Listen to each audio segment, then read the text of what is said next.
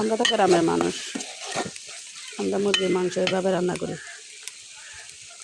আলুগুলোও ভেজে ফেলছি, আগে মাংসগুলো ভাজি করছি, আলুগুলো ভাজি করছি, ভাজি করি তো এভাবে রান্না করি, কষায় তারপরে পানি দিব।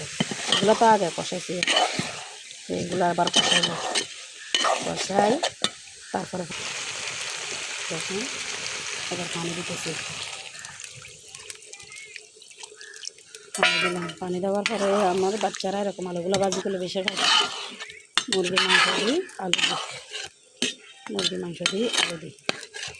আলুগুলো ভাজি করছি, মাংসগুলো আগে বাফায় পানি ফেলছি, তারপরে ভাজি করছি, তারপরে আলুগুলো ভাজি করছি, ভাজি করিয়ে কষায় রান্না করছি। আবার ডেকছি, এটাতে আমি আর কড়াইতে ভাজি করি না, আমি এই যে ডেকচিতে, কারণ এখানে লাকড়ি চুলা তো ওই জন্য কালি হয়। আমি যে এটাতে ভাজি করি, মাংস ভাজি করি, এটাতে রান্না করি। আমি আবার দ্বিতীয় আর একটা ডেকচিতে কালি লাগাই না, কেন আমরা তো গ্রামের মানুষ, ডলতে অনেক কষ্ট।